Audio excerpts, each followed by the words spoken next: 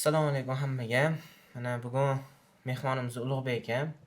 Ular travmatologlar, ya'ni sportivniy doktorlar. Men jujitsudan trenerman, murabbiyman. Endi bugun shunaqa podkast davomimiz. Sportsmenlarni nima deydi? Muammolarini olib chiqmoqchi biz. Chunki o'zim ham sportda yuraman, ko'raman. Juda ko'p odamlar travmalar bilan keladi. Tam aytishadi, har xil anular bilan yurishadi. Ularga ham kimdir nimadir maslahat beradi, nima qilishni bilmay yuribdi.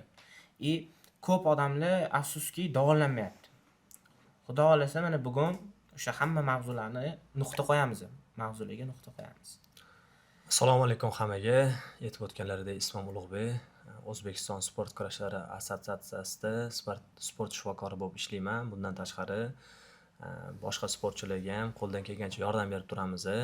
Xudo xolasa bugungi podkastimiz qiziq bo'ladi degan umiddaman, chunki nafaqat jarohatlar, balki bundan boshqa gaplashadigan narsalarimiz ham juda ham ko'p. Videoni oxirigacha ko'rib boringlar. Agar professional sportchi bo'lsanglar, даже professional emas, lyubitelskiy shug'ullanayotgan bo'lsanglar ham sizlarga juda ham kerakli ma'lumotlar bo'lib o'tadi, xudo xolasa. Meni yo'nalishim qanaqa? Mana bizda jujitsu kurashchi bitta turi. O'zi aslida bu ko'pchilik aytadi judodan chiqqan deydi, lekin judodan ham ancha oldin paydo bo'lgan sport. Maqsad nima? Texnika, endi kuch ham bor. Любой sportda odam kuchli bo'lish uchun keladi. Asosiy narsa texnika bilan yutish odamni. Balivoylar qilish, bo'g'ish, yiqitish, shunga o'xshagan narsalar bilan yutish. Yoki endi hozirgi payt ballar bor, ya'ni qonun qoidalar bor. Yoki bal bilan yutish bo'lgan, yoki shu finish qilish kerak. Balivoy, bo'g'ish, shunaqa. O'zimiz og'amdan kelib chiqib gapiradigan bo'lsam, sport shifokori aytib o'tganingizdek, ko'pchilik bilmaydi. Sportivniy vrachman desam, u qanaqa kasb bu? Nima bilan shug'ullanadi? Kimlar bilan ishlaydi degan savol bor, lekin aslida sport shifokorlari O'zbekistonda yetarli darajada va har bitta federatsiyalarda sport shifokori ishlaydi. Asosan sportchilar bilan ishlaymiz, to'g'ri. Ya'ni nima bilan? Sportda misol uchun vitaminizatsiya degan narsalar bor yoki qanaqadir kasalliklar bor, jarohatlar bor. Xullas, sportchini biza musobaqaga idealniy tayyorlanishiga yordam beramiz va bu bo'yicha hamma narsa bo'yicha ishlayveramiz.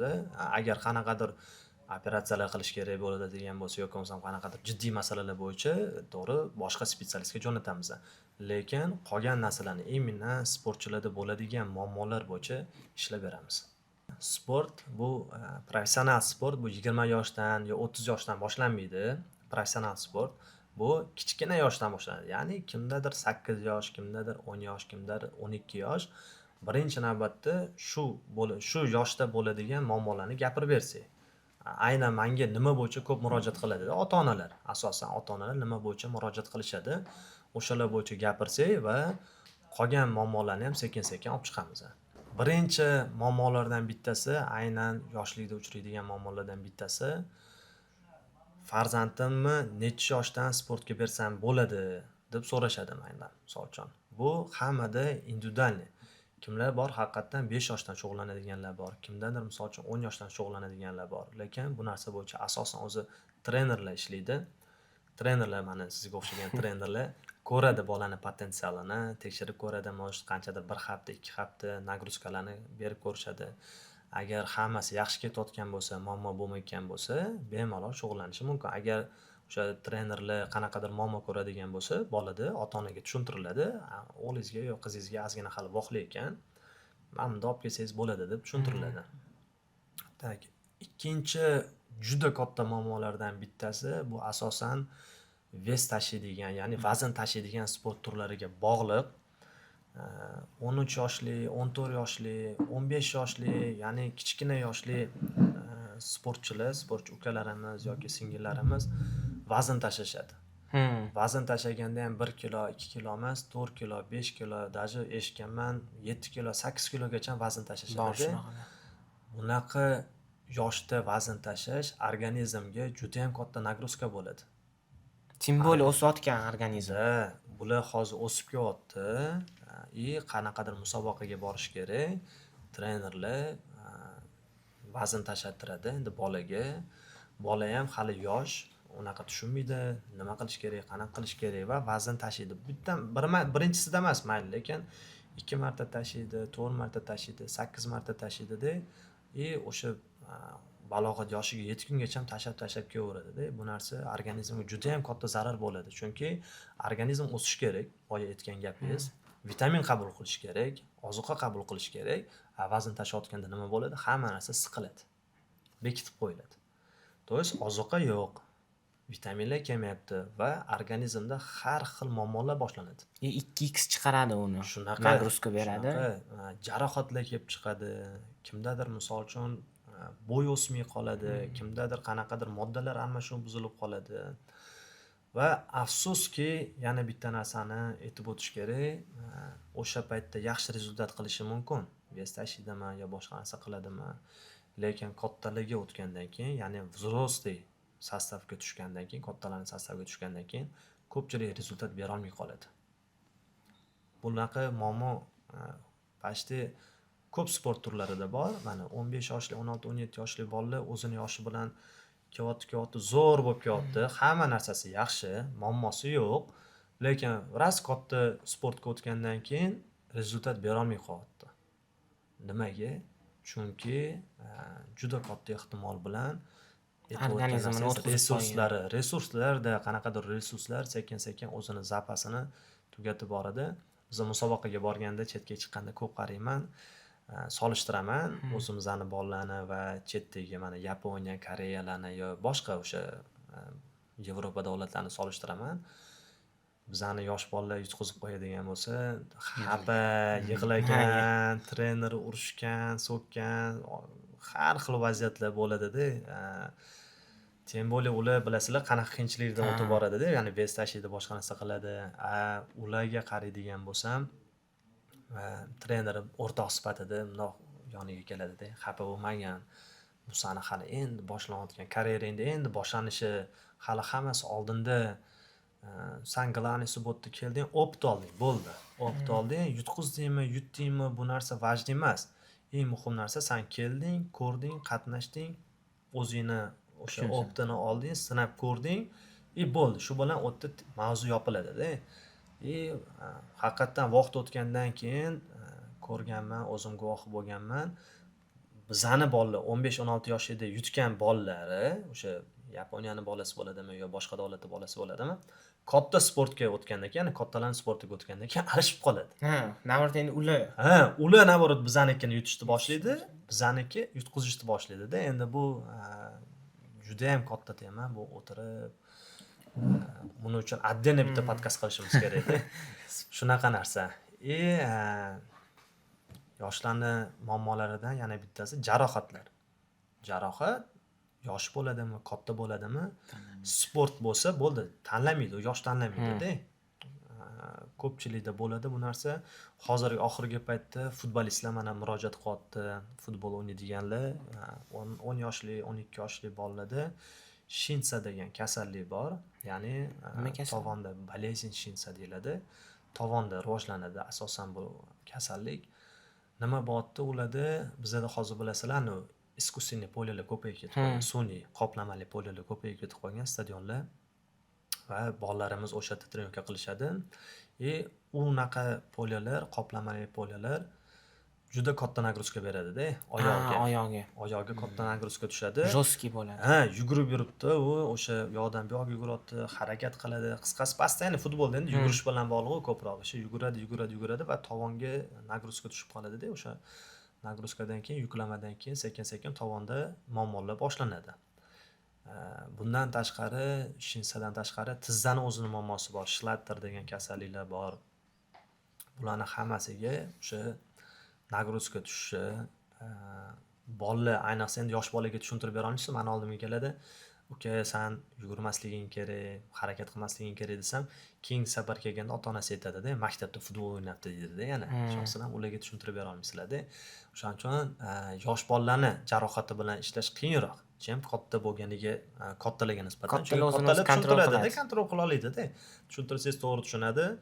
Yosh bolalarda agar muammo bo'ladigan bo'lsa, ular qiziqqon bo'ladi, tushunmaydi, qanaqadir harakat qilib qo'yadi-da. O'shaning uchun ular bilan ishlash, jarohatlar bo'yicha ishlash qiyinroq bo'ladi. Mana hozir yoshlar to'g'risida boshladik-ku biz ham. O'sha yoshdan endi tepaga qarab Tepaga ketyapmiz. Ota-onalar mana olib keladi-da menga bolasini 5 yosh, 4 yosh. O'sha aytganingizdek qarayman. Bir xillarni olaman, bir xillar hali vobshe yosh bo'ladi. Uzr deyman, yana 1-2 yil bor ekan deyman. Hamma ota-ona o'zida 99% odam shunaqa savol beradi menga. Eshitganman, to'g'ri kurash bo'yi o'sishiga zarar deb. Ya'ni ertaga o'zi aytishadi, o'zimizdan bo'yimiz past, genda past, bolam undan ham past kurashda bo'lib qoladimi deydi. Men aytaman, kurashning zarari yo'q. Agar to'g'ri kurash tushsa, zarari yo'q deyman. Endi siz как mutaxassis sifatida nima deysiz shunga? Bu masalaga keladigan bo'lsak, hozir aytib o'tdim, ya'ni vес tashlash borasida-da, chunki ko'pchilik imенно o'sha sport, kurashadigan sport turlari, erkin kurash bo'ladimi, yunon rumi, jiu-jitsu bo'ladimi, yo milliy kurash bo'ladimi, dzyudo bo'ladimi, ko'pchiligida o'sha vazn tashlash degan narsa bor-da. Aytib o'tdim, agar vazn tashlaversa, organizmga vitamin kelmayaptimi, o'ziga kerakli narsani qabul qila olmayaptimi, to'g'ri o'smay qoladi ekan organizm. Ko'p bo'ladi. Lekin agar vaqtida misol uchun ko'p vес tashlamayapti, misol uchun qanchadir 1 kilo, 2 kilo tashlayapti, boryapti musobaqaga kurashib kelyapti, unaqa katta nagruzka olmayapti, vazn tashlashdan keyin tez восстановление qilyapti, unaqada o'sishga unchalik ta'sir qilmaydi. Kurash turidan qo'rqmasdan bemalol beraversanglar bo'ladi. Bolaning bo'yi past bo'lib qoladi, unaqa narsa yo'q. Shunaqa kurashchilar bor, 2 metrlik kurashchilar bor. O'shani aytaman. 2 metrlik kurashchilar bor-da. Даже 2 metrdan ham uzun bolalar bor. Ular endi o'sha o'zini vazn toifasiga qarab kurashadi. Hozir o'ylashi mumkin-da, 2 metrli odam 1,5 metrli odam bilan kurashadimi deyish mumkin. Yo'q, unaqa narsa yo'q. Vazn toifasi bo'ladi. O'sha vazn toifasiga qarab o'zlari kurashaveradi. Shunaqa narsa. O'sha vес tashlash jarayonida qanaqadir yo'llari bormi? Vес tashlashning ham o'zining to'g'ri yo'llari, ya'ni yaxshi vaqtida ketkazadigan, qiynalmay ketadigan. To'g'ri, aytmoqchisizki, qanaqadir vitaminizatsiya deyiladi sportda. Shunaqa vitaminizatsiya qilsa bo'ladimi deb, qilsa bo'ladi. Lekin degan joyi bor. Ko'pchilik qilinadigan vitaminizatsiyalar mana aytadi-da, protein bersam bo'ladimi? 12 yoshli bolaga, 11 yoshli bolaga kreatin bersam bo'ladimi deydi-da. Unaqa yoshli bolalarga bu narsalarni ichish mumkin emas o'zi. Ko'pchilik aytayotgan vitaminizatsiyalarning hammasi yo'q deganda 17 yoki bo'lmasa 18 yoshda, ya'ni balog'at yoshiga yetgandan keyin boshlanadi. Bizda bu bolalarga nima bersak bo'ladi? Faqat multivitaminlar, ya'ni aptekada sotiladigan kompleks vitaminlar, omega, sink, shunaqa narsalar bor. O'sha narsalarni berib tursak bo'ladi, как поддержка sifatida.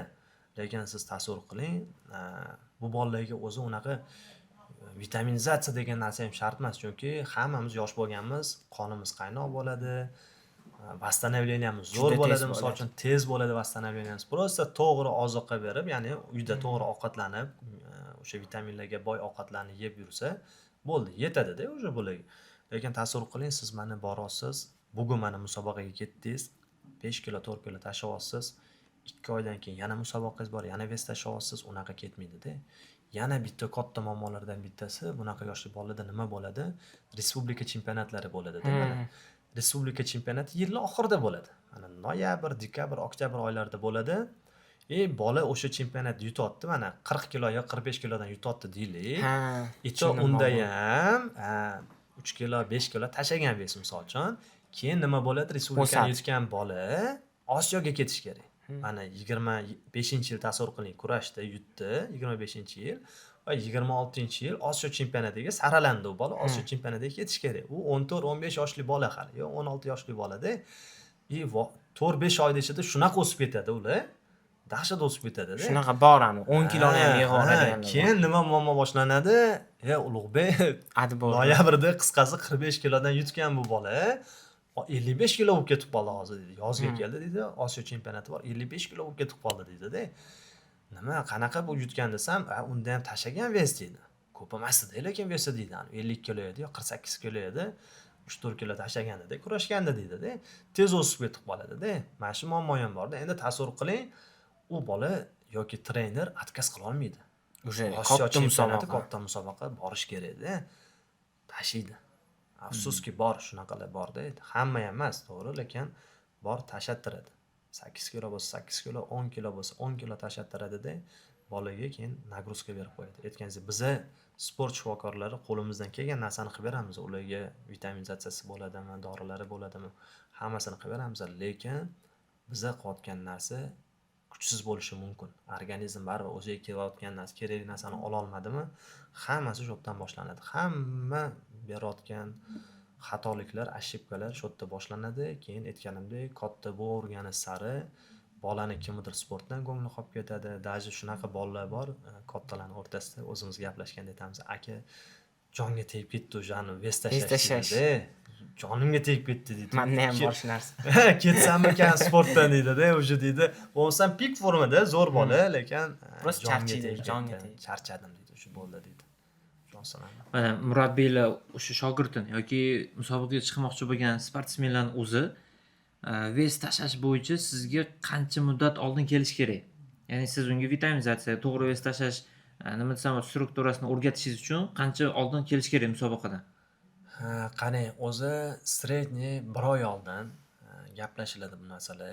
O'sha chunki 1 oy oldin qilinadigan narsalar bor vitaminizatsiyada, 2 hafta oldin qilinadigan narsa bor. Endi vес tashlashda ham sport turiga bog'liq.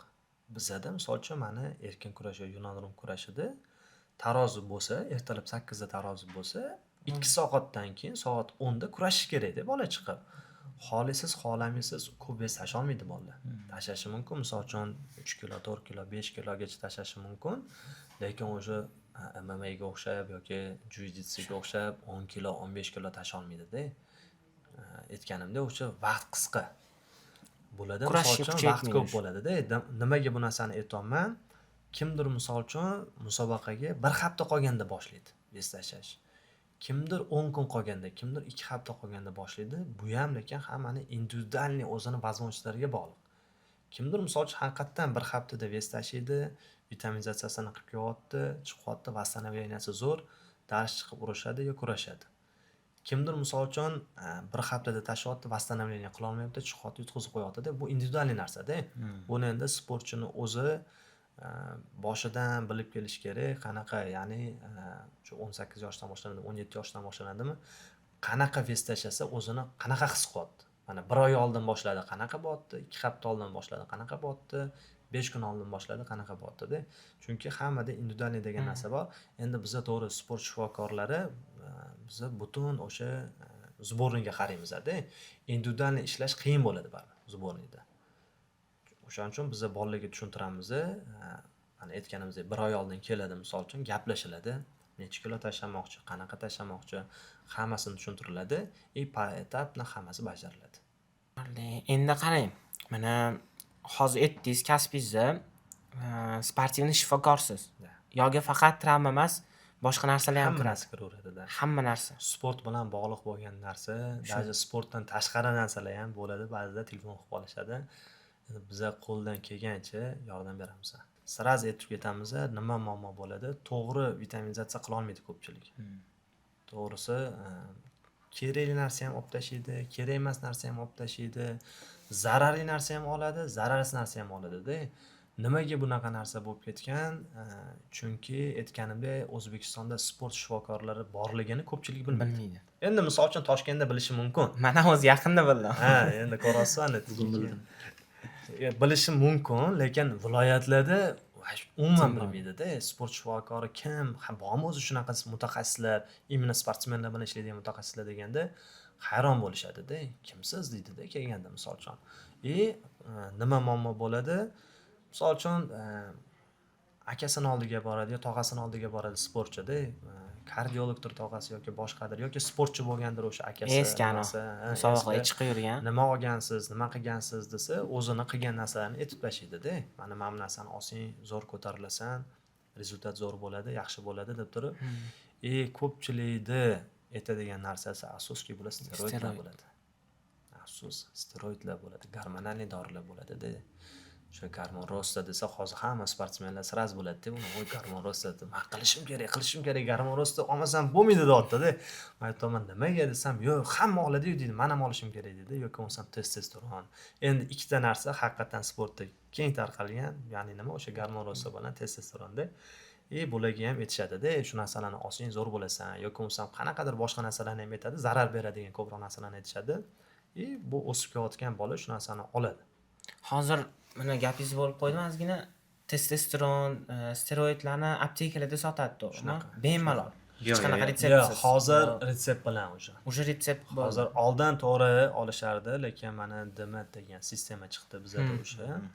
Hozir gormonal dorilar, antibiotiklar, psixotropniy dorilar hammasi sistema orqali beriladi. To'g'ri, oldin 2-3 yil oldin bo'lardi, Yo'q, testosteron borib aptekadan bemalol olishardi, lekin degan joyi bor. Bu narsalar aptekada emas. Ko'pchilik qo'ldan olishadi, qo'lma-qo'l bo'lib ketgan.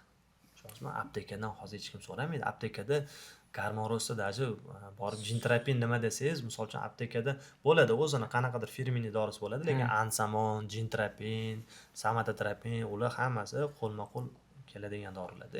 Dozasi ham farqli bo'ladi-da, chunki Dozasini farqi bo'ladi. O'sha aytganingizdek kichkina doza, o'rtacha doza, katta dozada bor. Dozasini ham hozir to'g'ri aytib o'tdingiz. Nimaga? Chunki men olganman, misol uchun. Men to'g'ri bironta vrach bilan maslahatlashganman. Olganman mana shu Garmorosani. Endi u vrach meni o'sha vaznimga moslab, meni sportimga moslab, analizlarimni ko'rib, misol uchun yozib bergandir. Lekin bu narsa bitta narsa aytib qo'yish kerak, taqiqlangan hisoblanadi. O'zi sportda Garmorosda yoki bo'lmasam testosteronlar ishlatilmaydi. Bu qat'iyan taqiqlanadi, ya'ni doping topshiradigan sport turlarida. Endi doping topshirmaydigan sport turlari ham ko'p. Bu ko'proq o'shalarga tegishli bo'ldi hozir gaplashayotgan narsamiz, chunki ular 80-90% odam, bolalari, qizlari oladi deb bunaqa narsalarni doping topshirmaydiganlarni. Nima bo'pti? Misol uchun menga yozib beryapti vrach, siz meni oldimga kelyapsiz-da, so'rayapsiz, Ulug'bek aka, cho'ta charchab qolganman-da, nima qilsam bo'ladi? Kuchim yetmayapti-da, vnosovisi yo'q, восстановление yo'q. Rasman aytaman, to'xta, men mana shunaqa narsa olgandim. Zo'rman, o'zim yaxshi his qilganman, san ham olgandomman. Men misol uchun tasavvur qiling, 70 kiloman, siz 90 kilosiz yo 50 kilosiz. Siz meni yutib qo'yapsizdan. Yo'q, yutish emas. Menga yozilgan dozani men sizga aytaman. Tushunasizmi? Yoki u doza sizga ko'plik qilishi mumkin yoki kamlik qilishi mumkin. Tем более analizlarsiz. Tushunasizmi? Analiz hech qanaqa analiz ko'rilmagan, topshirilmagan. Даже если men har doim aytaman, menga uchragan sportsmenlarga, chunki mendan ham so'rashadi, Garmorosda qilasizmi, testosteron qilasizmi? Men aytaman, yo'q deyman. Hozir podkast boshlanishidan oldin bu yoqda ham so'rab o'tishdi-da. Garmon steroid olmoqchiman deyapti-da. Men aytaman, yo'q, men qat'iy ravishda men qilaman deyman. Nimaga? Chunki kimlardir aytishi mumkin. Men sizlar bilan cho'tki ishlab beraman. Hech qanaqa organizmda narushение bo'lmaydi. Testosteroninglar ham normada bo'ladi, gormoninglar hammasi yaxshi bo'ladi. Haqiqatdan zo'r ishlab berishi mumkin. O'sha moment misol uchun hech qanaqa sizlarda побочный действие bo'lmasligi mumkin, yaxshi ketishi mumkin, lekin sog'lom odamda gormonlar hammasi normada bo'ladi. Sog'lom odamda. Siz tashqaridan olasizmi, qanaqadir buzilishlar bo'ladi organizmda. Может, hozir sezmassiz, 2026-yil sezmassiz. 27-yil ham sezmassiz. Lekin 30-yilmi, 32-yilmi sekin bilintirish boshlaydi. ko'zi kunni emas, kunni sinadi deydi. O'shani hisobiga ham men aytaman, iltimos deyman, bu narsalardan uzoqroq turinglar. Chunki qancha bolalar keladi, aytib o'tganimdek, mana muammosi dosiz-ku, sportsmenlarning haqiqatan katta global muammosi bu. Imенно O'zbekiston miqyosida oladigan bo'lsak, o'zi Osiyo miqyosida ham yoki dunyo miqyosida oladigan bo'lsangiz ham haqiqatan ham ko'pchilik ishlatadi buni. Gormonal narsalarni, steroidlarni qilishadi, lekin bu katta muammo hisoblanadi. Nimaga? To'xtatgandan keyin, qanchadandir keyin sekin-sekin bo'ladi, shikoyat qiladi, men olganman deydi. Hozir deydi, hammadan ko'p trenirovka qilaman, hammadan ko'p ishlayapman, lekin kuchim yo'q deydi. Nima qilgansiz desam, mana shunaqa narsa qilganman bir vaqtlar deydi. Yoki bo'lmasam testosteronni misol uchun oladi, endi spermatozoidlarda immuniy o'zgarishlar bo'lib ketib qoladi. Kimdir misol uchun to'y bo'lgandan keyin, uylangandan keyin farzand bo'lishga qiynalib qoladi. Borib analizlar topshirganda har xil muammolar kelib chiqadi-da. Bu sport ichidagi u travmalar ham emas. Imенно mana shu narsalar to'g'risi men o'zim birinchi o'ringa qo'yaman, imенно steroidlar masalasini. Chunki qiziqish juda ham katta, muxlislari juda ko'p steroidlarni va oladigan bolalar ham, sportchilar ham juda ham ko'p. aytganimdek, birinchidan bu doping hisoblanadi. Ba'zilar bo'lishi mumkin, misol uchun, professional sport, doping topshiradigan sport turi, lekin aynan shu narsani bilmasligi mumkin-da, misol uchun запрещенныйligini-da. Vrach bilan maslahatlashmaydi, boya aytgan narsam, ya'ni akasiga boradi, tog'asiga boradi, Maslahat zo'r bo'lasan, beradi. maslahat beradi, zo'r bo'lasan deydi. Endi u doping nimaligini bilmasligi mumkin bola-da, otgan bola. Ras ovatdi, zo'rmi, haqiqatdan o'zini yaxshi his qilyaptimi, u zo'r narsa ekan, davay qilamiz. Qilaveradi. Ras Osiyo chempionati yo jahon chempionati boradi, topshiryapti, analizda уже chiqib yotdi. Запрещенный. O'zi ham bilmaydi u. Bilmaydi. Agar so'ramagan bo'lsa, doping bo'yicha tushunchasi yo'q bo'lsa, so'ramaydi, qiziqmaydi. Borib ta'sirtib olvoradi-da. O'shaning uchun ham sport shifokorlari ham o'zi birinchi o'rinda shuning uchun kerak. Ya'ni sportsmenlar bilan постоянно aloqada bo'lib turish kerak. Sportchilar ham olayotgan narsasini Navoiyda oladimi, Qoraqalpog'istonda, Andijonda oladimi, poliklinikaga chiqibdi, misol uchun nimadir narsa yozib berdim, vrach kasal bo'lib qolgan, boshqa narsa bo'lib qolgan. Sport shifokorlarga sirasi aloqaga chiqish kerak, aytish kerak, mana shunaqa narsa menga qilishyapti, yo shunaqa narsa yozib berishdi, oson bo'ladimi, yo'qmi? So'rab olish kerak-da. Shuning uchun ham sport shifokorlari kerak bizga. Muammo aytganimdek, aka, asosiy muammo o'sha steroid temasida bo'pti hali ham. Tushunasizmi? Eng qizig'i mana sportni bilmaydigan odamlar sportni yomon deydi, yomon taraflarini, lekin aslida sportsmenlar o'zi yomonligi olib kelyapti. Shu narsani to'g'ri. Masalan, xato vес tashiydi, To'ppa-to'g'ri. organizmiga zarar beryapti, anti bilmaydigan odam aytadi. Sportsmenlar o'zini organizmini chirityapti deydi. To'ppa-to'g'ri. Qanaqa narsa, o'zi professional sport aytganingizdek, organizmga zarar beradi. Organizmga zarar beradi, lekin o'sha zararni kamaytirish iloji bor. Qo'ldan kelgancha, ya'ni o'sha vес tashlash jarayonlarida yoki jarohatlarda to'g'ri taktika, texnika qilinadigan bo'lsa, kamaytirish iloji bor, lekin aslida sport qiyin. Tashqaridagi odamlar ham to'g'ri aytishadi, o'zini qarasa, sport qiyin. Hamma ham kelib turib, men sportchiman deb turib, tars etib chiqib sportchi bo'lib keta olmaydi. Buning uchun yillar kerak bo'ladi. 10 yil, 20 yil, 30 yil vaqt ketadi. O'sha qanaqadir o'zini pik formasiga chiqish uchun-da. Buni anaqasida qancha qiyinchiliklardan o'tadi. O'sha tarozidan o'tish, vес tashlash, jarohatlar olish, восстановленияsi juda katta narsa-da bu. Sportchi degani bo'ldi. Hozir endi ko'pchilikda aniq qilamiz. Sportchi bo'ldi, mana mashina olyapti, pul yutyapti. Yutuqlarni ko'ramiz. Zo'rku deydi, lekin ishoninglar, shu darajaga yeta olmasdan qancha sportni tashlab ketgan professionallar qancha yeta olmagan mana shu darajaga. Chidash qiyin-da, anasini nagruzkasiga. Qanchalarda grijasi bor, oyog'ida, yelkasida jarohatlari bo'lib turib, shuncha mana 10 yil, 15 yil shug'ullanib kelib turib, mana shu natijalarga erisha olmasdan tashlab ketganlar ko'p-da. Juda ko'p bolalar. Bular hamma ham borib turib mashina olmayapti, hamma ham borib uy pul yutib tashamayapti. Mana shu qiyinchiliklardan o'tib, sabr qilibgina mevasini topyapti. Tushunasizmi? Shunaqa narsa bor-da. Shuning uchun sport o'zi realni, men sportchi emasman, to'g'risi, professional sportchi emasman, lekin sport ichida mana 7-8 yildan ichida yurib, mana shu narsani tushunib yetdim-da men. Anam oldin misol uchun 2016-12-yilda Olimpiadaga borib bolalar oltin olib kelsa, uy beryapti, mashina beryapti, motivatsiya deb turib, mana shunaqa qilganman. Borib yutdi, olib keldi deyshadi-da. Lekin hozir ishoning, mana ichida yurib ko'ryapman, o'zim bilyapman, oson emas. Juda mashaqqat, qiyin narsa bu. Mana nima maslahat berasiz? Ota-onalar kelyapti, o'sha bolasini olib keladi, chirezin shug'ullanadi. U professional emas, o'zi uchun. U qanchalik zarar yoki qanchalik foydalimi mana shu narsa? Prosta o'zi uchun kurash sportiga kelyapti, fizkultura. Sport bilan bolalar shug'ullanish kerak. Shart. Bolalar ham, qizlar ham, endi qizlarning o'zini sport turlari bor. Misol uchun bolalarga kurash, tem bo'li bolalarning sport turi nimaga? Birinchidan organizm chiniqadi. Ikkinchidan misol uchun bolalar bilasiz, bari ko'cha-ko'yda yurishingiz bor, boshqasi bor, himoya qilishingiz kerak oilangizni, tushunasizmi? Mana bu joylari bor. O'shaning uchun qo'rqmasdan bolalarni sportga beraveringlar. To'g'risi, mana kurash bo'lsa, undan ham zo'r. To'g'risi, kurash sport turlari juda ham zo'r. Cherezda ham uni zarari yo'q. Bolalarda boya sizlarga aytib o'tdim, ana energiyasi ko'p ularni. O'zini tez tiklab oladi, tez восстановление qilib oladi. И ularda как раз mana shu 8 yoshdan to 16-17 yoshgacha qaynagan paytida energiyasi to'lib toshib yotibdi. Qo'rqmasdan beraveringlar, unda muammosi yo'q. Zo'r bo'ladi hammasi. Bitta narsani aytib o'taman. Garmorossa bo'yicha. Mana yoshlardan boshladik-ku hozir yosh bolalar. Endi yosh bolalardan o'tolmaymiz-da, to'g'risi bor, hali bu yoqqa yetib kelmadik, chunki ko'rasizlar qanaqa ko'p Judayam mavzular katta tema. bor-da. Va shu katta narsa-da bu.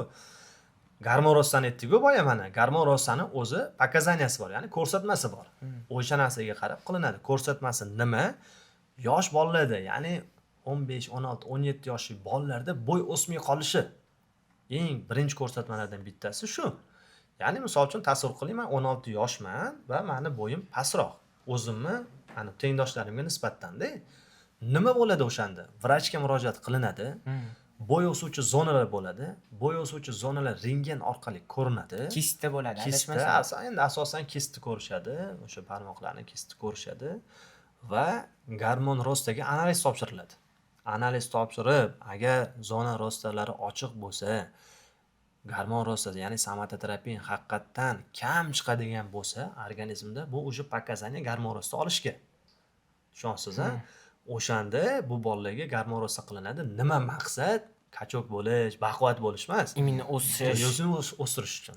Tushunasizmi? Bo'yni o'stirish uchun. Lekin уже mana 18 yoshda kelishadi ba'zilar 17 yoshda ham 19 yoshda kelishadi. Men aytaman, bitta ko'ringlar, o'sha bo'y o'suvchi zona ochiqmi, yopiqmi deyman. Yopilgan bo'ladi-da, yopilgan bo'ladi, lekin gormon rosta kam. Tushunasizmi? Gormon rosta kam. Men ularga tushuntiraman, keyin olsang o'smaysan. Chunki sanda yopiq. Gormon rosting yopiq. Mana shunaqa payt burunga, konечностьlarga beraveradi, to'g'rimi? Shunaqa.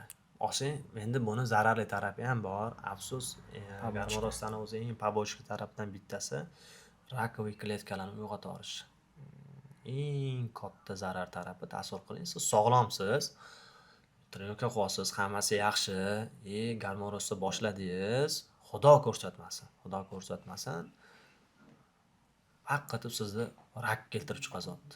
Ya'ni rakoviy kletkalarni uyg'otib yuboryapti-da, siz rak bo'lyapsiz-da, o'pqil bo'lib qolyapti-da, bo'ldi, o'sha bu hayotingiz tugadi degani-da o'sha. U sportsiz rezultat uchun olaman degansiz, bu narsani rezultat uchun qilaman degansiz. Hayotingizdan ayrilib qolasiz. Teskarisiga aylanib ketib qolyapti-da. Yoki bo'lmasam qandli diabet keltirib chiqazyapti. Tushunasizmi? Yoki bo'lmasam aytganingizdek konечностьlarni, ya'ni burunni, quloqlarni, barmoqlarni kattalashtirib yuboryapti yoki ichki a'zolarga ham ta'sir qiladi. Yuraklarni kattalashtirib yuboryapti-da. O'shaning uchun aytib o'tganimizdek, yosh bolalarda o'zini ko'rsatmalari bor. O'sha analizlar topshiriladi, ko'riladi. Agar hammasi normada yaxshi chiqadigan bo'lsagina gormon rosti boshlanadi. Agar yo'q, misol uchun bo'ladi ba'zida zona rosti ochiq, somatoterapiya ham yosh bolalarda normada turibdi. Bo'ldi. Hech qanaqa gormon rosti doполнительно qilish kerak emas. Shoshilmanglar unaqa narsalarga. Aytganimdek, o'zining ko'rsatmalari bor. Endi sportda nima bo'ladi? 18-19 yoshdan keyin yopilib bo'ldimi? Gormon rostani yana bitta tarafi nima? Kuch oshirib beradi, восстановлениeni zo'r qilib beradi, Shu narsa yaxshi beradi. Shu narsaga ishlatiladi lekin, to'g'ri. Atak aytganimdek, o'zini yaxshigina zararlari bor. Mangu 2 da sizni ko'rdimmi? Ko'p kommentariyalarni ham ko'ryapman. Aytganimdek, kommentariyalarni ko'p o'qiyman. Ko'p o'zim tanishlarimdan ham eshityapman. Qari sportsmenlarni olib kelyapti yoki yana Hindistondan, Afg'onistondan hech kim tanimaydigan sportsmenlarni olib kelyapti deyapti. Ochiqcha aytib beradigan bo'lsangiz, haqiqatdan slabiy sportsmenlarmi yoki haqiqatdan zo'r sportsmenlarmi? Endi men bilaman, prosta hammaga shuni siz shu ichida yurgan odam sifatida yetkazib bersangiz. Endi o'zi asosiy ishni aytdim, sport kurashlarida ishlayman, lekin hozir Jasur aka bilan birga, Jasur aka Alijonov bilan shunaqa shartnoma tuzib qo'yganmiz, ya'ni o'sha MMA-shiklar bilan ham birgalikda ishlab turamiz. O'zimizning komandamiz bor. Bu hozir aytayotgan narsangiz oxirgi kunlarda, oxirgi paytlarda juda ham katta temaga aylanyapti-da. Boshqa ligalardan ham misol uchun shunaqa narsalar chiqib ketyapti. Kommentariyani как раз o'qiyman, o'qisangiz slabiy sopernik bo'lyapti, kuchsizini berib qo'yapti, kelishilgan bo'ylar bo'lyapti, bu narsa deb turib, Manguda qanaqa bo'lyapti?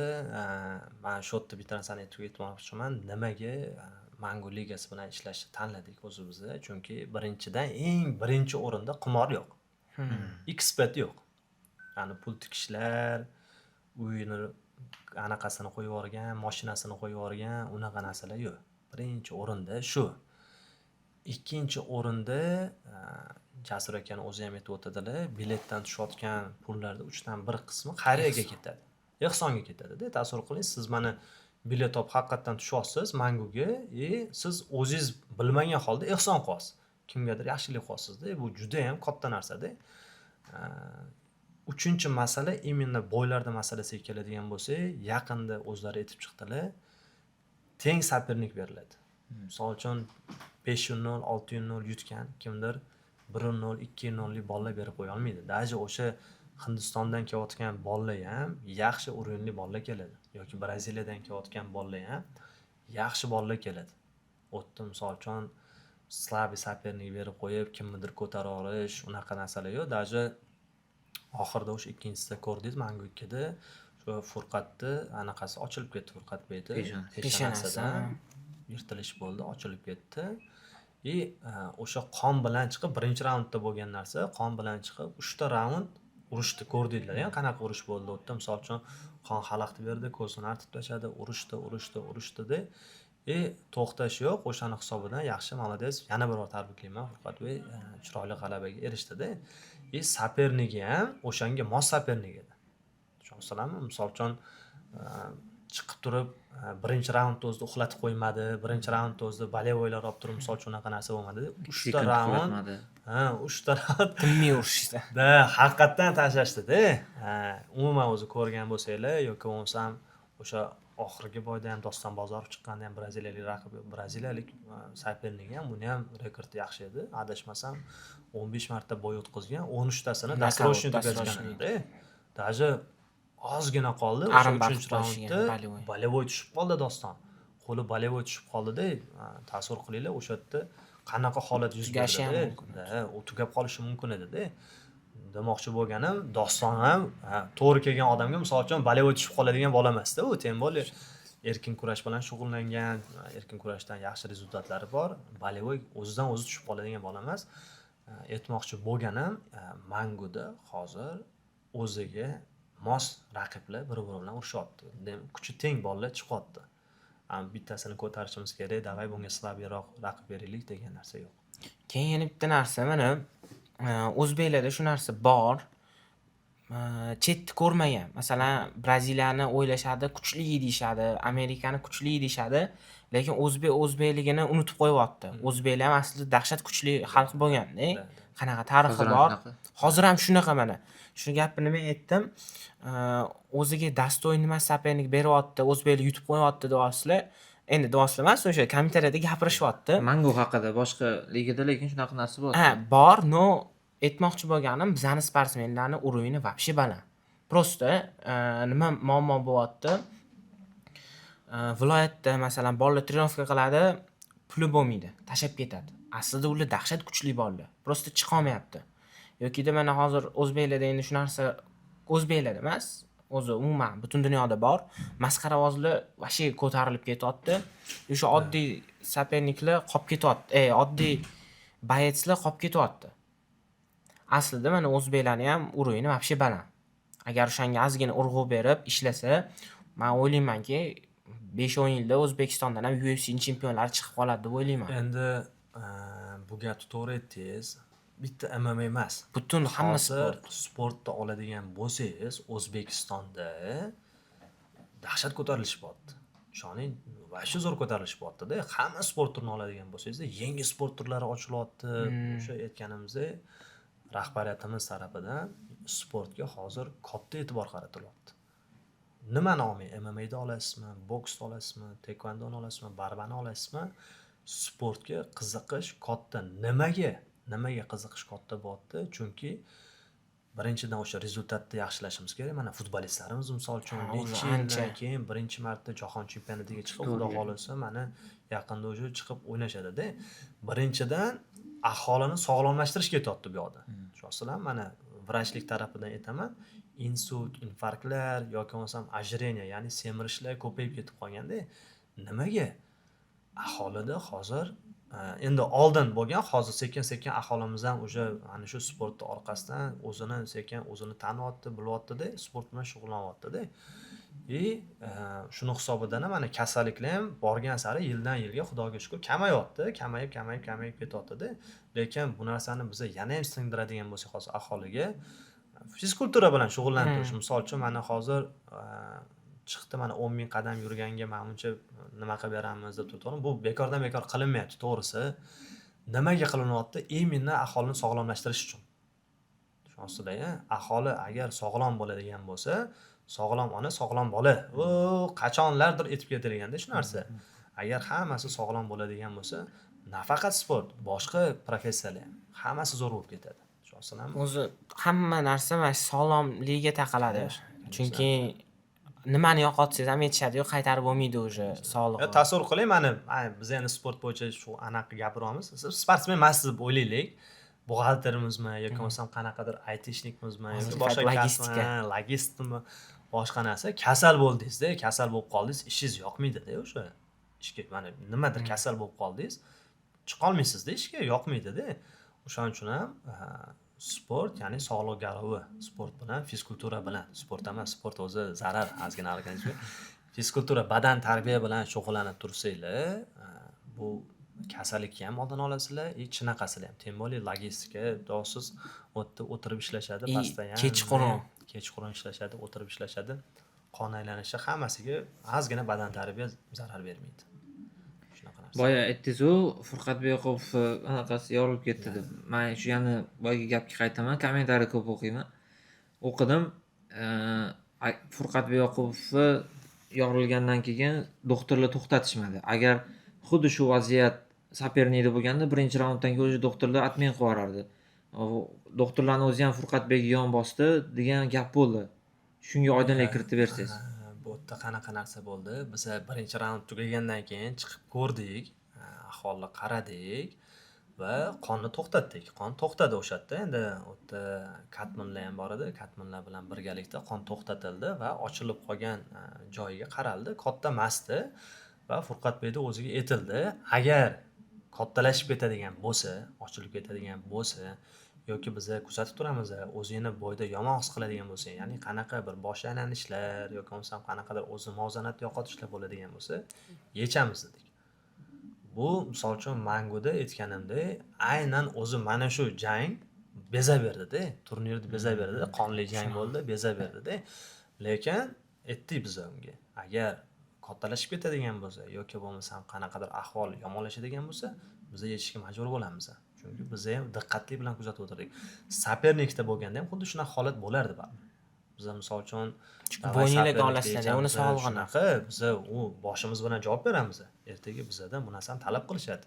Nimaga sen ruxsat berding, nimaga yechmading degan narsalar bo'ladi u yerda. Tushunasizlarmi?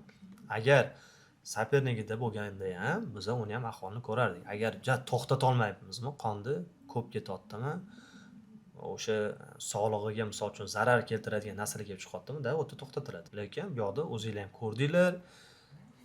Yaxshi tugadi hammasi, даже yutdi ham o'sha bo'yda, chiqqandan keyin mikrofonni olib gapirdi ham, o'zi soznaniya dedi-da, demoqchiman. Misol uchun uni yo'qotib, bir narsalar deb gapirib tashlagani yo'q, chiroyli gapirib, chiroyli arenadan chiqib ketdi. Endi travmalarga qaytsak, o'sha sportsmenlarni eng ko'p uchraydigan travmalari qanaqa o'zi? Birinchi o'rindagi travmani aytaymi? Bu hamma tizza. Hozir hamma manda bor deb qo'lini ko'taradi. Videoni ko'rayotganlar, tizza jarohati. Tizzada ham menisk jarohati. Eng ko'p, yoni necha xil jarohat bor? Meniskni juda ko'plar eshitgan. Endi qarang, tizzani o'zida bir qancha jarohatlar bor-da. Tizzani o'zida menisk travmasi bo'lishi mumkin. Menisk deganda ikkita meniskimiz bor. Tashqi ichki menisklar bo'lishi mumkin.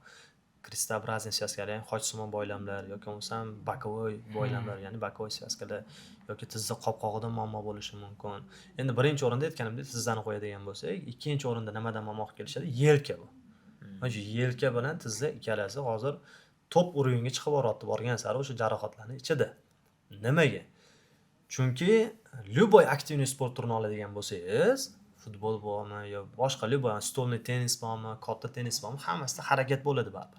Oyog'i bilan движение bo'ladi-da. O'shani hisobiga ham qanaqadir paytda bir sal qaltis harakat qilgan paytda jarohat kelib chiqadi. Yelka masalasiga keladigan bo'lsa, yelka masalasida mana jiu-jitsu bilasiz, bolevoy tushib qoladi yoki boksda udar bo'ladi, to'g'rimi? udar bo'lganda qanaqadir jarohatlar bo'lishi mumkin yoki bo'lmasam kurashda yelka cho'zilib qoladi, yiqilib tushadi yoki dzyudoda misol uchun qanaqadir yelkaga nagruska tushadi. Voleybolda misol uchun qanaqadir urishadi, Pastdan yelka basketbolda ekan, tizza. qisqasi eng ko'p travmalar to'g'risi birinchi o'rinda albatta bu tizza, ikkinchi o'rinda yelka jarohati. Shu kuni ham oldingizga borganlar, 4 dan 5 ta odam o'tirgan edi. Tizzadan kelganmi? Hammasi tizza edi. 5 tami 6 ta odam. Men ham tizza bilan bordim. Tizza aytaman, tizza o'shaning uchun birinchi o'rinda turadi-da, jarohatlar ichida. O'sha boy aytdingiz, mana shu testosteron, steroidlarni akalardan eshitadi. Xuddi shu narsa travmalarda ham bor-da, eng qizig'i. Travma olaman, tam zalda endi hamma ko'radi, travma olsangiz. Aytadi, unisi aytadi, yog' qo'ygin, muz qo'ygin, 3 kun zo'r bo'lib ketadi deydi. Ikkinchisi keladi, endi bilmagan qayerdan eshitgan, u tuxumni, sarig'ini boylab qo'y deydi. Uchinchisi keladi, kompress qilgin deydi. Tuz, spirt aralashtirib, har xil mana shunaqa narsalar. To'rtinchisi keladi, mas qilgin deydi. Yana har xil mana shunaqa maslahat beradi. O'zi buni maslahatlar to'g'rimi, noto'g'rimi nima qilsam bo'ladi?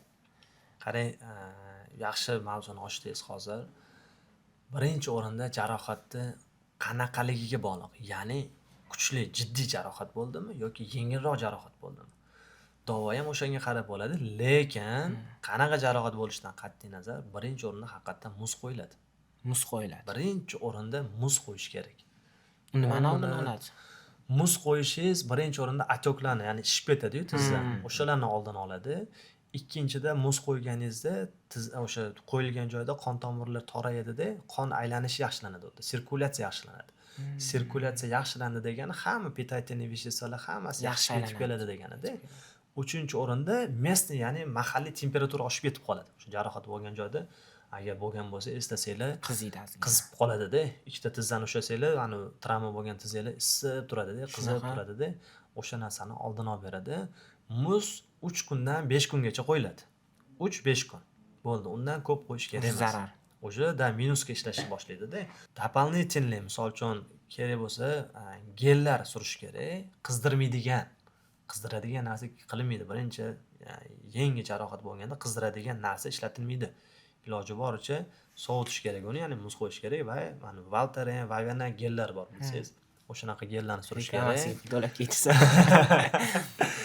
Keyin o'sha og'riq qoldiruvchi, yallig'lanishga qarshi ukollar bor, yonboshdan qilinadigan o'sha ukollarni olib, qanchadir muddat o'tgandan keyin, 1 haftadan keyin, 2 haftadan keyin oyoq qisqasi o'ziga kelgandan keyin podrobno uni tekshirib ko'riladi. O'shanda keyin nima qilsa bo'ladi? Aniq aytsa bo'ladi. Operatsiya qilish kerakmi yoki bo'lmasam operatsiyasiz davolab ko'rishga harakat qilish kerakmi? Shunaqa bor. Prosta bilasizmi, yana bitta narsa bor, aytib ketay, ko'pchilik viloyatdan keladigan bemorlarim bor, sportchilar. Ular nima deydi? Tabibga bordim, Ulug'bekka deydi. Endi afsus, tabiblar xafa bo'lmaylar. Ko'pchilik endi tabiblar menisk nimaligini unaqa xabari yo'q-da. Menisk nima, o'sha Hojisimon boylarning nima ba'zida bo'ladi, menisk jarohat oladi-da, oyoq blokka tushib qoladi. Endi hozir videoda endi qo'pol bo'lsa ham ko'rsatib beraman. Ya'ni qanaqa? Mana bunaqa holat mana. Ochilmayapti, oxirigacha bukilmayapti. Tushunasiz-a? Blokka tushib qolgan, tizza blokka tushib qolganda, tabibga boradi. Tabib sani oyog'ing chiqib ketgan deydi. Tizzang chiqib ketgan sani deydi-da. Buni solib qo'yish kerak joyiga deydi. Ko'pchilikdan eshitaman, kelganda nima qilishadi? Tortdi deydi, unaqasidan tortdi, bunaqasidan tortdi. Tizzamni mana bunaqasiga qo'yib qo'ydi, ustidan bosdi deydi. Qisirdadi, qitirdadi deydi. Ochilib ketdi oyog'imda, lekin deydi. Ochilib ketdi deydi. U menisk uzilgan bo'ladi. Ha, menisk endi blok, qanaqadir blok ochilib ketadi. O'sha holatda haqiqatan oyoq ishlashni boshlaydi, lekin ammo biroq boylanmaga, ya'ni svyaskalarga muammo paydo bo'lib qoladi. Uzib yuboradi svyaskalarni. Yoki kristobrazniy svyaskalarni yoki bokovoy svyaskalarni uzib yuboradi-da. Keyin ularda nima shikoyat paydo bo'ladi? Plus bitta og'riq bo'ladi, chunki menisk tuzalib ketish qiyin o'zidan o'zi, og'riq bor, prosta ochilgan oyog'i, blok yo'q. Oyog'im bo'shashib qolgan deydi, qanaqadir deydi. Undoq deydi, ishlatib ko'rsam deydi, ketib qo'yotgandek, bir nagruska tushsa ko'tarib bera olmayotgandek bo'lib qolgan deydi. Keyin biz tekshirib ko'rganimizda haqiqatan o'sha boylanmada muammolar chiqadi. Tushunasizmi, qanaqa narsa? O'shaning uchun jarohat bo'ldimi, iloji boricha specialistga murojaat, yaxshi specialistga murojaat qilish kerak va to'g'ri, birinchi o'rinda to'g'ri diagnoz qo'yib, to'g'ri tashxis qo'yib, keyin uni lecheniya qilish kerak. Yana bitta narsa, mana hozir aytdingiz, o'zi mutaxassisiga borish kerak deb aytdingiz. anchadan beri sport bilan shug'ullanaman. Shu travma olganimda poliklinikaga chiqardim, больницаga borardim. Lekin afsuski, endi u travmatologlar zo'r travmatologlar, lekin ular sport tushunmaydi. Mana mana shu sportsmenlar bilan ishlaydigan doktorlar nima plusi bor? Ular ko'radi, sportsmenlar qanaqa trenirovka qilyapti, qanaqa qayrilib ketyapti, yechimini ham qilib bera oladi-da. Oddiy travmatologga borsam, menga eng aytgan narsasi shu 1 oy, 1 yil sport dam berasan, lekin sportsmenlarning xayolida nima bo'ladi? 1 yil bo'ldimi? Tugatamanmi? Nima deb yana deydi, yana bosadi. Lekin anosini davolamaydi. Shunga mana o'zini mutaxassisiga uchrashish kerak. Imенно sport bilan ishlaydigan travmatolog. Endi qarang, qanaqa narsa bu yoqda bitta narsani aytdingiz, to'g'ri, travmatologlar o'zini ishini ustasi. Endi sportchi kelsa ham ko'pchilik travmatologlar oddiy odamdek qaraydi-da. Xuddi shunaqa bo'ladi. Oddiy odamdek qabul qiladi u sportchini. Sportchini ichida misol uchun nima dard o'tyapti, nima xayolida nima narsalar bor, buni o'qish uchun aytganingizdek sportda ichida yurgan odam bo'lish kerak. Ya'ni sportchilarni yaxshi tushunadigan odam bo'lish kerak-da. O'shaning uchun ham bitta siz emas, bular ham yaqinda kelib ketdilar, aytdilar, tuzasidan ukol qildik. Lekin sizga o'xshagan ko'pchilik keladi-da, Ulug'bek aka, ani bordim vrachga, operatsiya deyishyapti. Eshitdim o'zim shu. Eshitgan bo'lsangiz, svязкаң uzilib ketgan deyishyapti, operatsiya qilish kerak yoki bo'lmasam 1 yil sport bilan shug'ullanmagan deyapti. Даже keladi 1 yil shug'ullanmadim ham deydi. Xuddi sizga o'xshab aytadi. Lekin chiqdim 1 yildan keyin og'riyapti-da baribir deydi. Tushunasizmi qanaqa narsa-da? O'shaning uchun iloji boricha qo'ldan kelgancha sport jarohati bo'ladimi, sport bo'yicha vitaminizatsiya bo'ladimi yoki именно o'sha sport bo'yicha nima muammolar bo'ladigan bo'lsa, sport shifokorlari tayyor. To'g'risi, mendan boshqa aytganimdek, meni ustozlarim bor. Qancha sport ishida yuradigan ustozlarim bor, akalarim bor. Men ular bilan maslahatlashib turaman, o'sha fikr almashib turamiz. Bunaqa vrachlarga, ya'ni shunaqa vrachlarga uchrashish kerak. Bunaqa vrachlar ko'p va biz iloji boricha qo'ldan kelgancha yordam beramiz. Ya'ni sportchini tushunib, sportchi sifatida ko'rib, yordam berishga harakat qilamiz. Nima yordam kerak bo'lsa, пожалуйста. Ana narsalarchi boya so'radim. Tuxummi, sarig'ini nimadir qilishadi. Yana xalq tabobati u, to'g'risi, biz endi to'g'risi savremenniy tibbiyotda o'qiganmiz. Bu narsa xalq tabobati. Kimdir keladi aytadi, karom boylab qo'ysa yaxshi bo'lar ekan deydi. Kimdir keladi, tuxum boylab qo'ysa yaxshi bo'lar ekan. Kimdir mana bunaqa qilsa yaxshi bo'lar ekan. To'g'risi, men u narsani ishlatmayman. Ishlatib ko'rmaganman ham, maslahat ham berib ko'rmaganman. O'shaning uchun hozir bu narsani sizga ayta olmayman, yordam beradimi, yo'qmi. Kimdir aytadi, dumba boylab qo'ysa yaxshi bo'ladi deydi. Ot yog'ini sursang yaxshi bo'ladi deydi. Endi biz zamonaviy tibbiyotda o'qiganimiz uchun bizda ko'proq zamonaviy yechim topishga harakat qilamiz. Bu narsalarni bilmadim qanchalik yordam beradi. Даже men shunaqa narsa eshitganman. Ronaldoni hamma taniydi, to'g'rimi? Cristiano Ronaldoni hamma biladi. Ronaldoni 10 ga yaqin mutaxassisi bor. Yonida yuradigan.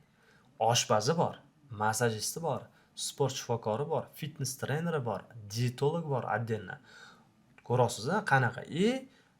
Rezultat ham shunga yarasha. Misol uchun men har doim jarohat olganlarga aytaman-da, Ronaldoni taniysizlarmi? Ha, taniymiz. Qachon deyman, strashniy anaqa travma olib, oyog'i operatsiya bo'ldi, крестообразный связкasi uzilib ketdi, uzilib ketdi degan narsani eshitganmisizlar deyman-da. Yo'q deyshadi. To'g'ri, bitta holat bo'lganda, adashmasam Yevropa chempionatida Fransiya bilan o'ynayotganda, qaysidir futbolchi kelib turib, tizzasiga tepgan prosta. Tizzasi bilan tizzasiga tepgan, o'shanda jarohat olgan. Lekin hozir mana ko'rasizlar-ku, futbolda ayniqsa ko'payib ketdi. Yo'q joydan xochsimon boylar uzilib ketyapti, yo'q joydan bir menisklari travma bo'lib qoldi, axirlari uzilib ketyapti. Unaqa narsa bu bolada yo'q-da. Habib islomlarda ham xuddi shunaqa narsa. Ular misol uchun bitta vrach bo'ldi yetadi emas. Ular endi bu narsalar обязательно o'zi finans tarafdan turadi. Birinchi o'rinda finansga qaraladi va o'shanga qarab ular отдельно vrach bilan отдельно, tem bo'lib aytganimdek bitta ikkita vrach emas, kamida 4 ta 5 ta vrach bilan maslahatlashiladi ular misol uchun. Dietologlar bilan o'sha har xil mutaxassislar bilan ishlaydi. Обязательно. Plus har doim aytaman men, vrachlar odam sog'lig'iga kafolat bermaydi. ishonsinlar. O'zi. Men ham kafolat bermayman, boshqa vrach ham garantiya deydi-da. Ko'pchilik garantiya so'rash hozir moda bo'lib ketib qoldi bizda. Garantiya berasizmi deydi. Vrachlar garantiya bermaydi. Garantiyani faqat Alloh taolo beradi odam organizmiga. Misol uchun kimdir operatsiya qilib berishi ham mumkin, kimdir lecheniya qilib berishi ham mumkin. Sababini qilamiz. Sababini qilib beriladi misol uchun. Lekin agar o'tda misol uchun qanaqadir nimadir o'xshamay qolishi mumkin. Chunki operatsiyadan keyin aka keladiganlar ham bor-da, mana oyog'im qotib qoldi deydi. Bukolmayman oyog'imni deydi, yo oyog'im deydi, bari oldingidagi mana shunaqa kirib chiqyapti deydi. Bunaqa muammolar ham ko'p. Ishonasizmi? U bo'ldi, hozir mana daja Operatsiya 30 million berdim, 40 million berdim, men tuzalib ketaman, zo'r bo'lib ketaman degan narsa u yo'q, unaqa narsa. Ishonasizmi? MMA ga chiqadigan bola bor, o'zi trenirovka qiladi, o'zi anaqa qilib chiqib yuradi. Deylik chiqyapti, bir 30-40% yutish ehtimoli bor-da. Lekin shu bola sport shifokorlari bilan birga ishlasa necha foizga o'sishi mumkin? Aka, yaxshigina o'sish bo'ladi, chunki men o'zim to'g'risi mana MMA ishchilar bilan yaqinda boshladik ishlashni. Ya'ni qanaqa примерно 3-4 oy bo'lib qoldi-da, o'sha mangu birdan beri ishlab kelamiz va ko'pchilik bolalar bilan endi gaplashganimda, ular aytganimda o'sha tavakkal qilib yurganda, vitaminizatsiyasini, boshqa narsasini. Xuddi shunaqa. Hozir biza sekin-sekin ishlab shu narsani olib boramizki, ya'ni gрамотно ishlash, to'g'ri ishlash, imенно vitaminizatsiyasi bo'yicha va bolalar endi o'zlari menga aytishadi, chiqishadi, Ulug'beki zo'r bo'pti. Demak, значит 30-40% bo'lgan bo'lsa, hozir 70-80% ga ko'tariladi natijasi. Mana shu vitaminizatsiya natijasida bolalarning o'zi menga aytishadi-da. Ulug'beki, mana men aloqada bo'lib turaman ular bilan, ular menga aytishadi. Yaxshi, 70-80% ga ko'tariladi. Endi yana aka bitta narsani aytib o'tish kerak, bu yerda tan oladigan narsasi, hech qanaqa vitaminizatsiya sportchini texnikasini yo taktikasini oshirib bermaydi. To есть tasavvur qiling, uni texnika, taktikasi yo'q. Siz dunyodagi eng kuchli vitaminizatsiyani bermaysiz unga. U chiqib misol uchun yutolmasligi mumkin. Ishonasizmi? Lekin agar texnika, taktikasi bor, просто поддержка uchun nimadir berasiz, shansi oshadi. Ishonasizmi? Ba'zilar o'ylaydi, men hozir ukol oladigan bo'lsam, dori qiladigan bo'lsam, proxodlarim zo'r bo'lib ketib qoladi deb o'ylaydi. Yo, bolevой tortishlarim zo'r. Unaqa narsa yo'q. Ishonasizmi aka? U faqat поддержка beradi. Qanaqadir charchatmasligi mumkin, boshqa nima qilmasligi mumkin, lekin texnika, taktikani ishlab, trenerlar bilan birga ishlab, keyin chiqaziladi. Ishonasizmi? Xuddi machigonni deydik-ku, hozir bizda machigonni ichib, maza qilib yotaveradi, borib hojatga borib keladi, tars vesga tortdi. Mana shunaqa narsa deb o'ylashadi-da, unaqa narsa yo'q. Sportchilar, men vitaminizatsiya qilasizlarmi, boshqa narsa qilasizlarmi? Sizlarni texnika, taktika jihatinglar o'zgarmaydi vitaminizatsiya bilan. Просто nimaga? Birinchi o'rinda qilinadi maqsad перегруз bo'lmasligi uchun organizm. Перегрузga, ya'ni charchab qolmasligi uchun. Birinchi maqsad shu maqsadda qilinadi. Ikkinchi maqsad o'sha trenirovkalarini yaxshi o'zini his qilish uchun. Trenirovka mobaynida va uchinchidan o'sha tarozidan keyin восстановление qilish uchun. Chunki aytdik-ku, boya 10 kilo, 15 kilo tashlashadi MMAda, ya'ni просто 1,5 sutka vaqt bor-da ularda. O'shaning uchun yaxshiroq восстановление qilish uchun qilinadi bu narsalarga. Shu shans yaxshi oshadi. Просто boya aytmoqchi bo'lganim, Toshkentda misol uchun sport shifokorlarini bilishadi sportchilar, lekin viloyatlar miqyosida aka bu sifra vashi почти 0 ga tengda.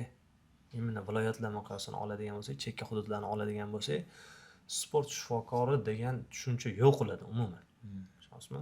Keladi misol uchun bilmaydi ham aytaman, menga ko'pchilik kelganda aka bilmas ekanman shunaqa mutaxassis borligini dedi-da. Bu bizning kamchiligimiz. Endi buni ustida ishlashimiz kerak, xudo xolasa. Biz men shaxsan o'zim sekin-sekin shogird olaman, misol uchun o'sha asosan viloyatlardan o'zimizda viloyatdan kelib o'zimizda o'qiyotgan bolalarni, ya'ni institutlarda, meditsinskiy institutlarda o'qiyapti, talab tushyapti ulardan, Ulug'bekka qiziqaman sportga deb aniq qilganlarni ovimizga chaqiryapman. O'zim nima narsa bilsam, ularga ham o'rgataman. Shu qanaqa mutaxassis bo'lishdan qat'iy nazar, ya'ni travmatolog bo'ladimi, kardiolog bo'ladimi, sportdan ozgina tushunchasi bo'lsin, o'zini viloyatiga qaytib borganda, misol uchun sportsmenlar bilan ishlasin. Buxoroga boradimi, Xorazmga boradimi, qayerga borishdan qat'iy nazar, nima sohani egallashdan qat'iy nazar, просто qiziqish bor. Hozir men aytaman, kelinglar deyman, o'rganinglar deyman. O'rganadi, borib o'sha sportchilar bilan ishlanglar, to'g'ri maslahat beringlar, eng qilamiz. Islom Maxachov bilan ko'rishgan ekansiz. Da. Qanaqa bo'lgan ko'rishingiz? Qanaqa bola o'zi u? Islom Maxachov, endi bizada Razanbek Jamalov bor. Razanbek, salom alaykum, brat. U Razanbekda o'rtog'i Islom Maxachov. Bizani Toshkentga kelganda men o'zi fanat edim Islom Maxachovni. Aytib o'tdim. Razanbekka telefon qildim, aytdim, Razanbek agar возможность bo'ladigan bo'lsa, bir ko'rishsa yaxshi bo'lardi o'sha Islom bilan deganimda. Bo'ldi dedi, chaqirdi va ular как раз tennis o'ynayotgandi o'sha kuni. Fitda ular tennis o'ynayotganda o'sha yerga chaqirdi. Tomosha qilib o'tirdim. Gaplashdi va o'shanda Islom menga bitta narsa aytib o'tdi. Sovuq kun sovuq edi. Shapka kiyib, qarang qanaqa professional sportchi o'zini o'ylaydi har doim, qanaqa o'ynayapti, shapka kiygan, qalin kiyinib olgan, tennis o'ynayapti. Keyin menga aytdi, keyin почему ты своего спортсмена вот так отпускаешь играть тотdi. Men aytaman, как то manda, он же без шапки ходит totdi. Menga aytdi, shapkasiz yuribdi-ku totdi. Razanbekka aytdi. San dotni nimaga urushmayapsan dotdi, sportsmenini dotdi. Bu shapkasi yuribdi-ku, hozir shamollab kasal bo'lib qoladi-ku dotdi. Men aytdim, qanaqa darajada professional sportchi, даже mana shu detallarda ham o'ylayapti-da. Razanbek ham qarab kulyapti. Shunaqa voqea bo'lgan. Qisqasi, yaxshi bola, Islom, aqlli bola, aytganimdek, professional bola. Professionallar esa har tomonlama o'zini sog'lig'iga yondashadi. Endi hammaning fikri bor, yana bitta savolim bor. Tapure bilan urushsa taxminingiz, fikringiz o'zingizni? Islom yutsa kerak. Chunki islomda baribir kuchliroqda. Barbasi kuchliroq. Ulug'bek aka, mana o'zingiz qanaqadir maslahatlar bering boshlayotgan sportsmenlarga. Qisqa, masalan, endi vitaminizatsiyani tushundik. O'zingizni mana travmadan saqlanishiga yoki travma bo'lganda birinchi yordam, mana shunaqa savol javoblaringiz berib chiqsangiz, maslahatlarni to'g'riroq. Birinchi maslahat, qaysi sportga borishdan qat'iy nazar organizmni, badanni chiniqtirish kerak. Ya'ni qanaqa razminka? Nima sport bo'lishidan qat'iy nazar? Yaxshi razminka. Yaxshi razminka. Afsuski, hozirgi payt sportsmenlar borki, razminkaga kech qolib keladi atidan. Atidan razminka qilmay, yoqmaydi deb kech qolib keladi. Shunaqa. Lekin hamma travma ham shu yerdan kelib chiqadi-da. Men Ronaldoni yana misol qilaman. Ko'p o'qigan bo'lsangiz kerak, trenovkaga hammadan vaqtli keladi, hammadan kech ketadi. U kelganda men aytaman-da, kelib Instagramda o'tirmaydi, Facebookda o'tirmaydi. Keladi, mashqlardan boshlaydi. Ya'ni fitnessga borib, o'sha spetsialniy o'zini mashqlari bor, har bitta bo'g'im uchun ishlaydigan mashqlari bor. O'sha mashqlarni qilib, keyin trenovkani qilib, asosiy trenovkani qilib, asosiy trenovkadagi восстановление qiladi. Tushunasizmi? Siz aytayotgan narsa hozir razminkaga kechikib keladi, trenovkani o'ziga kelib, bu katta xato narsa-da. Shundoq trenovka qotgan joyda qirs qiladi, tizzasi bo'ldi shu bilan, ketdi. Menisk yoki svязка uziladi, ketadi shu bilan. Tushunasizmi? Yana bitta narsa nima? Boshlanayotgan sportchilar men dedi, через боль ishlayman yoki через нагрузка ishlayman dedi. Og'risa ham qo'yuradi.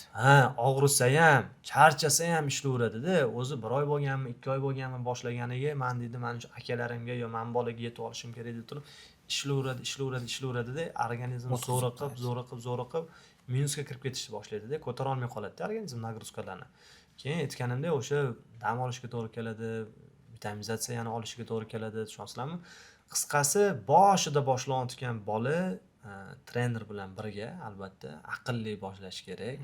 Sekin-sekin nagruzkalarni ko'tarib, trenovkadan oldin обязательно razminkadan tashqari, mana men har doim aytaman, kelgan bolada qatiylarda travma bo'lsa, yelkada bormi, tirsakda, tizzada bormi, razminkadan tashqari mana 10 da boshlansa trenovkalar, 9:30 da kelinglar, yo 9 da kelinglarda, o'sha bo'g'im uchun mashq qilib o'tiringlar deyman.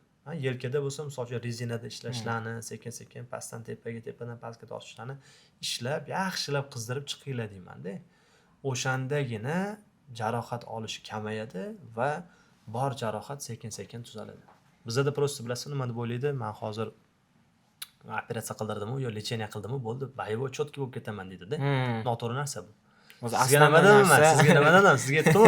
Men sizga ukol qilib beraman dedim. Xudo xolasa o'zgarish ham bo'ladi. Lekin nima dedim? Основной mana ukol ikkinchi darajali narsa dedilar, birinchi darajada razminka dedilar. Shu rezina bilan ishlash, mashqlar, mana shu narsa birinchi darajada dedilar. Чтобы восстановление qilishga.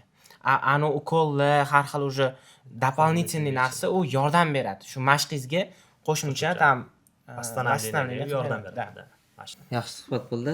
Yaxshi suhbat Lekin bo'ldi. keyingi safar yana bir siz bilan suhbat qilamiz. Hali gaplashilmagan gaplarimiz ko'p ekan. Xudo xohlasa. Aytaman, agar gaplashadigan bo'lsak, imенно sport tibbiyoti bo'yicha gaplashadigan bo'lsak, gaplashadigan mavzu juda ham ko'p va o'ylayman, mana hozir bizani tomosha qilayotgan sportchilarga ham, muxlislarga ham qiziqarli bo'ldi. Sizlarga imенно kerakli bo'lgan, tushunmayotgan ko'p mavzularni biz hozir gaplashdik, bu yerda o'tirdik va bundan tashqari yana ham ko'p mavzular bor, olib chiqishimiz kerak bo'lgan. Sizlarga o'zim rahmat aytaman, mana shu proyektni boshlaganinglarga, boya hozir bular ko'rsatib boshida ham aytib o'tdim, zo'r proyekt boshlashgan. Haqiqatdan bu dolzarb mavzular. Mana farmakologiya, misol uchun, o'sha восстановление qilishlar hammasi aytganimdek, mendan tashqari boshqa mutaxassislar bor. Iltimos qilaman, o'shalarni ham chaqiringlar, kontakt, misol uchun gaplashinglar, dietologlar bor, misol uchun gaplashib olib chiqinglar. Bizani ko'rayotgan mana shu hozir sport auditoriyasiga bu juda ham qiziqarli bo'ladi. Mana maqsad bizda qanaqa? Endi bu birinchi video aytib o'tmoqchiman. Yangi kelayotgan sportsmen yoki yangi ham emas. Shularni mana o'sha e'tiboyi без travma, чтобы yaxshi hayot kechirsin deb mana shunaqa kontent olyapmiz. Именно sizlar uchun, чтобы mana odamlarga olib chiqish uchun. Chunki nimaga unaqa deyaptilar? O'zlari ham mana sportsmenlarda boshidan o'tkazganlar mana shu narsalarni. Da. O'shaning uchun mana o'sib kelayotgan avlod, hozir boya aytib o'tdik-ku, sportga e'tibor juda ham katta qaratilyapti. Imенно o'shaning uchun o'sib kelayotgan avlod bular qilgan xatolarni qilmasligi uchun sizlarda mana shunaqa podkast ko'rish imkoniyati bor. Rahmat sizlarga. Sizga ham rahmat Ulug'bek aka kelganingizga. Xudo xolasa. Xudo xolasa charchamanglar.